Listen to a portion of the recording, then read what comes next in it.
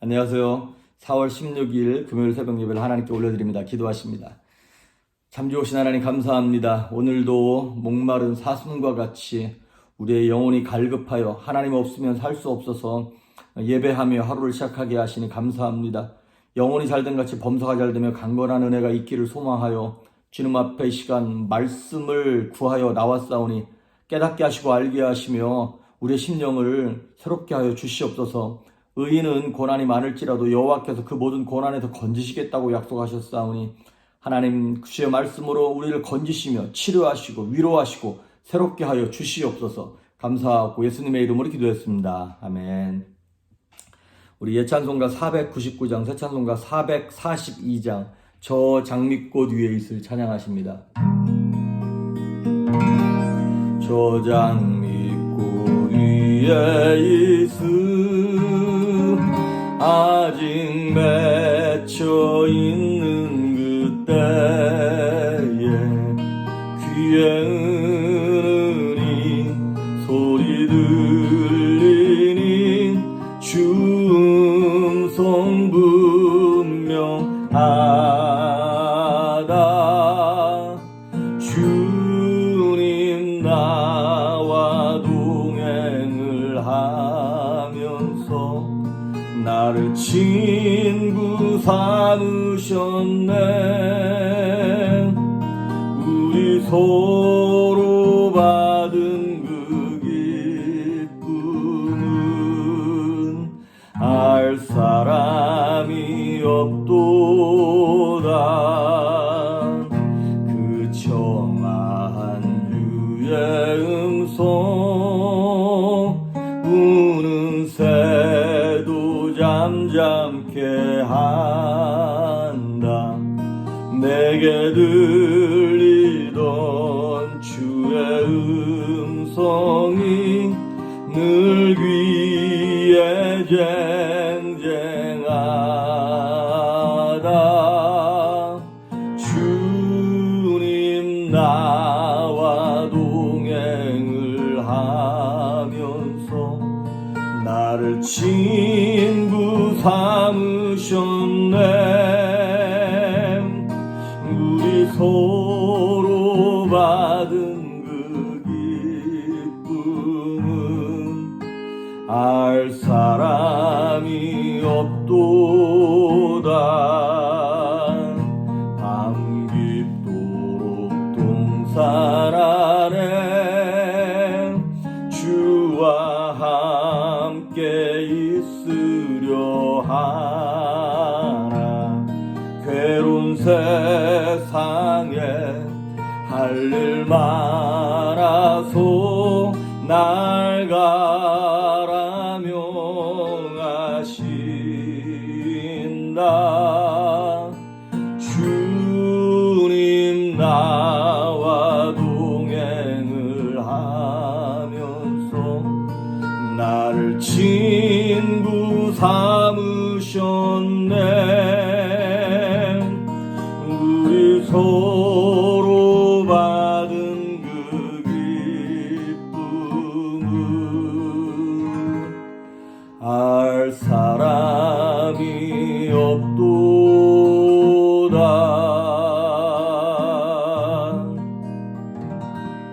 네. 오늘 우리에게 주시는 하나님의 말씀은 사도행전 3장입니다. 3장 1절에서부터 10절에 있는 말씀까지 사도행전 3장 1절에서 10절까지 봉독해 올립니다. 제9시 기도 시간에 베드로와 요한이 성전에 올라갈새 나면서 못 걷게 된 이를 사람들이 메고 오니 이는 성전에 들어가는 사람들에게 구걸하기 위하여 날마다 미문이라는 성전문에 두는 자라. 그가 베드로와 요한이 성전에 들어가려 함을 보고 구걸하거늘 베드로가 요한과 더불어 주목하여 이르되 우리를 보라 하니 그가 그들에게서 무엇을 얻을까 하여 바라보거늘 베드로가 이르되 은과 금은 내게 없거니와 내게 있는 것을 내게 주노니 나사렛 예수 그리스도의 이름으로 일어나 걸으라 하고 오른손을 잡아 일으키니 발과 발목이 곧 힘을 얻고 뛰어 서서 걸으며 그들과 함께 성전으로 들어가면서 걷기도 하고 뛰기도 하며 하나님을 찬송하니 모든 백성이 그 걷는 것과 하나님을 찬송함을 보고 그가 본래 성전 미문에 앉아 구걸하던 사람인 줄 알고 그에게 일어난 일로 인하여 심히 놀랍게 여기며 놀라니라. 아멘. 오늘 이 말씀을 오늘하고 다음 주 월요일 두 번에 걸쳐서 말씀을 좀 보도록 하겠습니다. 벌써 이제 4월 달도 이제 반 남았습니다. 오늘이 16일이니까 참 시간이 빨리 갑니다. 남은 시간들 동안 여러분 허송세월하지 않도록 다시 한번 허리띠를 졸라맬 수 있기를 바랍니다. 자, 오늘 1절에 보니까 제9시 기도 시간에 베드로와 요한이 성전에 올라갔다 그랬어요. 오늘 전체 내용은 성전에 올라가다가 나면서부터 안진뱅이 있는 사람을 보고 이제 예수 이름으로 이렇게 세우는 기적이 나타나는 현장입니다. 자, 결론부터 말씀을 드릴게요. 베드로와 요한이 어떻게 해서 이런 기적과 이런 담대함이 있을 수 있었나? 물론 성령의 능력이겠죠. 하지만 우리 인간적인 측면에서 보았을 때 이들의 기도 때문입니다. 우리가 신앙생활을 하면서 가장 잘하고 싶은 것 중에 하나가 사실은 이거죠.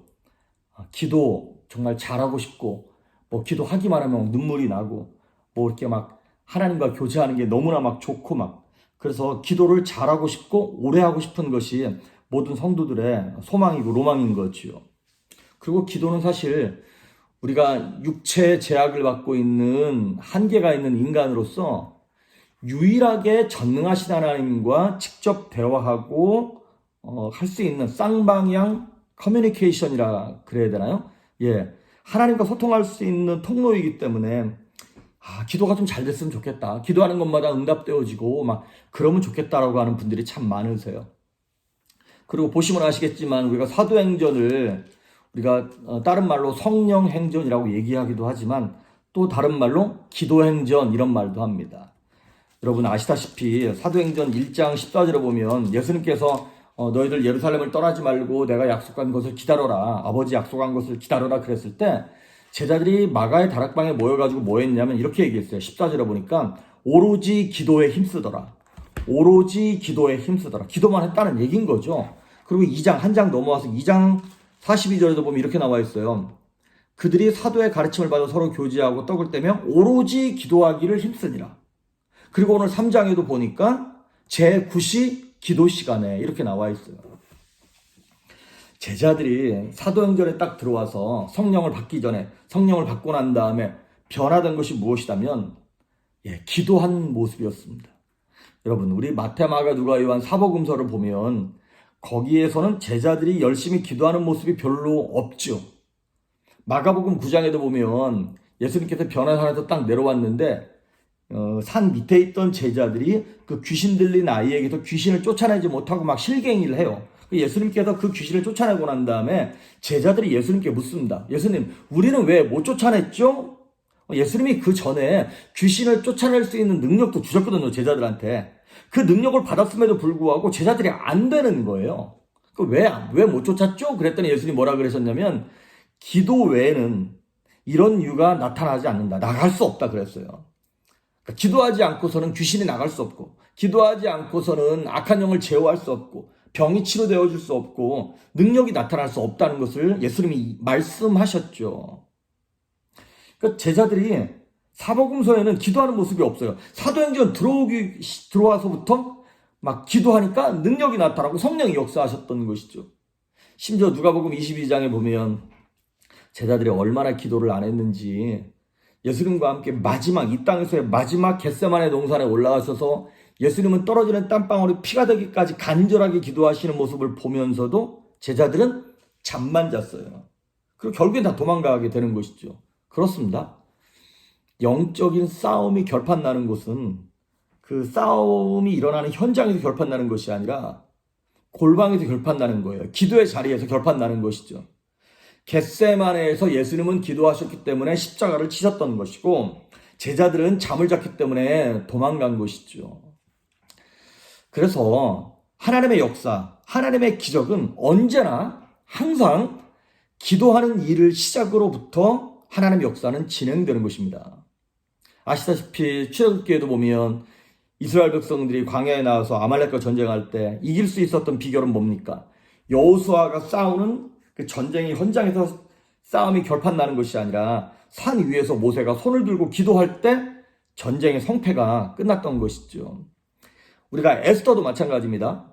그 유대민족의 사활을 걸고 이제 다 죽게 생겼는데 그 아하수에로 왕 앞에 나가야 돼요. 근데 그냥 무작정 막 담대하게 나가는 것이 아니라 그 왕에게 나아가기 전에 에스더가 3일 동안이나 금식하며 기도합니다. 그 기도하는 금식 기도에서 이미 하나님은 역사하시고 결판 났던 것이죠. 제자들은 예수님께서 부활하시고 승천하셔서 하늘로 올라가시고 난 이후에야 기도가 예수님의 능력의 원천이었구나라는 것을 제자들은 깨닫습니다. 우리가 많은 사람이 왜 기도하지 않느냐 그랬을 때 바쁘다, 피곤하다 이렇게 말씀을 하세요. 바빠서 기도할 수 없다. 그런데 바쁘기로 따지면 예수님보다 바쁜 사람이 없잖아요. 예수님은 심지어 식사하실 겨를도 없었다 그랬어요. 휴식할 시간도 없었음에도 불구하고 항상 새벽 미명에 일어나서 기도하셨고 밤새 감람산에 올라가서 기도하셨어요.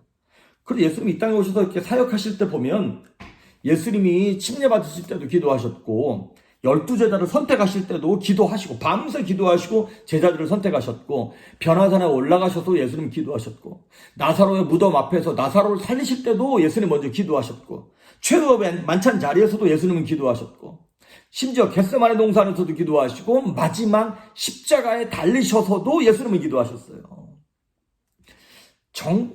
정작 기도가 필요 없는 분이 예수님 아니신가요? 하나님이시니까.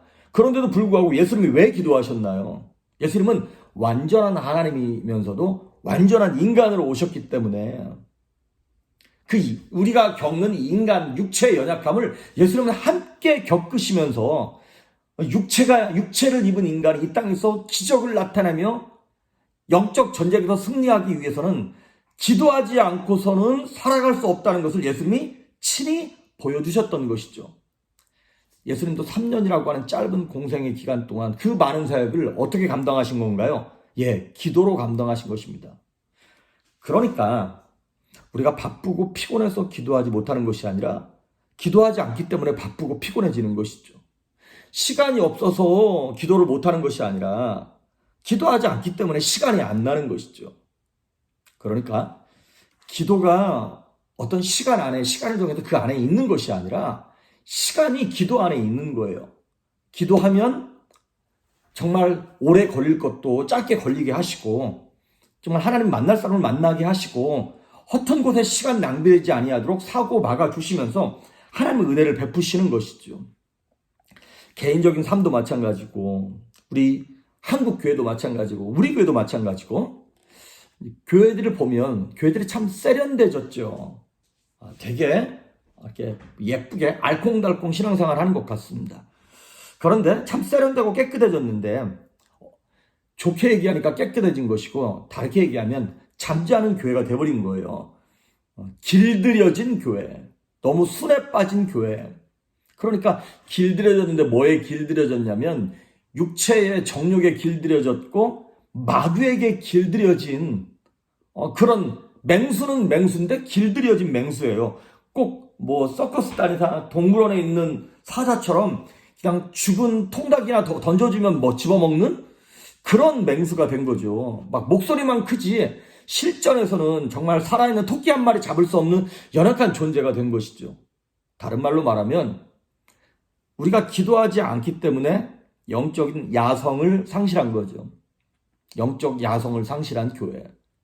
그래서 요즘 성도들의 고민이 다 뭔가요?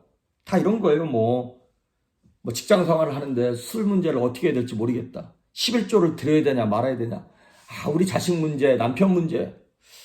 자, 중요한 문제이긴 하지만 우리 인생 전체를 놓고 봤을 때 하나님의 나라로 놓고 봤을 때 그게 뭐 그렇게 중요한 문제였을까?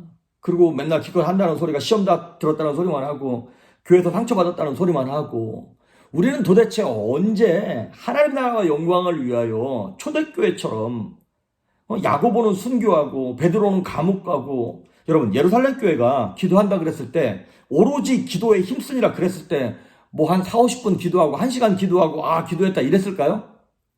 끝장 볼 때까지 기도하지 않았을까요? 그리고 자기만을 위해서 기도했을까요? 선교를 위하여 영혼을 위하여 주변 사람들을 위하여 기도하지 않았을까요? 그러니까 좀 거칠긴 해도 영적 야성이 살아있는 하나님 기뻐하시는 관심 있는 교회가 아니었겠냐는 것이죠. 저도 마찬가지입니다. 저도 이렇게 막 제 문제만을 위해서 기도하고 우리 교회만을 위해서 기도하는 게 참 많아요. 참 부끄럽죠. 근데 이렇게 돌아보면 지금 이러고 있을 때가 아닌데 기껏 뭐 꼴랑 해봤자 아까 말씀드렸던 것처럼 신앙생활 할 때 뭐 11조를 드려야 되나 말아야 되나 목장 모임을 해야 되나 말아야 되나 뭐 이런 것 갖고 고민하고 있으면 어떻게 마귀를 상대하고 영적 전쟁을 상대하겠냐는 것이죠. 좀 다른 사람의 아픔을 공감하면서 내 문제보다 다른 사람을 위해서 좀 같이 기도해주고 그럴 때 하나님께서 내 문제도 자연스럽게 해결해 주시는 것인데 제가 얼마 전에 이제 저희 어머니가 암 때문에 수술을 하셨다는 말씀을 드렸어요. 여러분 기도해 주셔서 너무 감사합니다. 그때 딱 그랬을 때 중보기도 팀이 참 큰 힘이 되고 도움이 됐어요. 저도. 근데 그 중에 한 분이 저한테 이런 말씀을 하시는 거예요. 집사님 한 분이 저한테 목사님 어머님을 위해서 기도할 때 제 친정 엄마를 위해서 기도하듯 그렇게 기도하겠습니다. 저한테 이렇게 문자를 보내셨더라고요. 저는 정말 위로가 되고 정말 힘이 됐었어요. 중보기도 팀 분들이 이렇게 기도해 주시는구나 라는 생각이 드니까. 자, 그 큰 사랑을 받았으면 우리도 정말 언제까지 어린아이처럼 연약한 자리에 있지 않냐고 남을 위해서 다른 사람을 위해서 좀 그 사람의 아픔을 나의 아픔인 것처럼 끌어안고 좀 중보하고 기도하고 언제까지 나만이 살지 않고 하나님의 나라와 영광을 위해 먼저 그 나라와 그 일을 구하는 모습으로 좀 초대교회 같은 모습으로 살아가면 안 될까? 그것이 바로 우리가 하나님 앞에서 나 자신을 내려놓는 기도의 신앙과 이 분량을 늘려가면서 영적인 야성을 키워갔을 때 그것이 나타난다고 저는 생각을 합니다. 여러분, 언제 교회의 부흥이 멈췄나요? 한국교회를 한번 생각해 보십시오. 한국교회가 복음 들어온 지 80년, 90년, 100년 딱딱 되면서 예배도 더 세련되게 많이 했고 찬양도 많이 했고요. 말씀도 더 세련되어지고 성격공도 더 많이 했어요. 근데 줄어든 게 있어요. 기도가 줄어들기 시작했죠. 전 세계에서 유래를 찾아볼 수 없을 만큼 한국교회가 잘했던 게 있었는데 뭐냐면 새벽 예배, 새벽 기도, 철야 기도였습니다. 그런데 이 두 가지가 점점점 줄어들기 시작하면서 영적인 야성을 상실했죠. 사실 우리가 이제 온라인 비대면 예배를 드리면서 새벽 예배를 우리가 못 드리니까 사실 너무너무 아쉬워요. 사실 근데 저도 평생 새벽 예배 했지만 새벽에 4시에 4시 반에 일어나는 게 제일 힘든 건 사실이에요. 그럼에도 불구하고 새벽 예배를 드리면 몸은 피곤하고 힘들지만 영이 살아났거든요. 근데 지금은 그럴 필요가 없다 보니까 이게 몸은 편한데 영이 자꾸 막 영적 야성을 상실해가고 능력을 잃어버리고 자꾸 막 뭐랄까요? 뭐 이런 얘기밖에 안 나와요. 왜 이렇게 우울하지? 왜 이렇게 기분이 가라앉지? 뭐 맨날 이딴 소리밖에 안 하는 거예요, 목사가. 그러니까 막 우리 집사람이 저한테 뭐 갱년기 아니냐, 뭐 아니냐, 뭐 이런 소리 하는데 갱년기고 뭐고 지금 그게 중요하단 말이죠. 지금 이러고 있으면 안 되는 건데.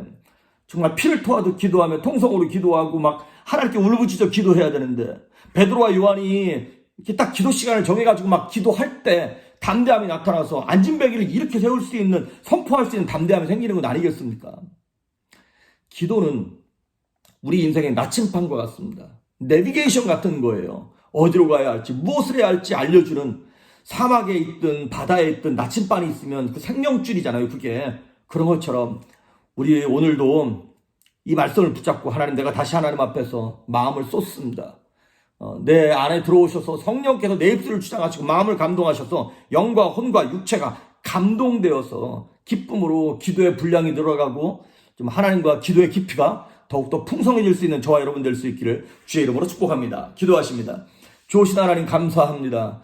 정말 우리가 기도의 시간을 줄이고 기도에 열심히 상실됨으로 영적인 야성을 잃어버려서 겉만 번지르르한 신앙인이 되었습니다. 용서하여 주시옵소서. 다시 한번 무릎을 꿇게 하시고 하나님 기뻐하시는 기도의 내용들을 가지고 하나님 앞에 부르짖을 수 있는 영혼의 야성과 담대함과 능력을 허락하여 주시옵소서. 감사드리옵고 예수님의 이름으로 기도했습니다. 아멘.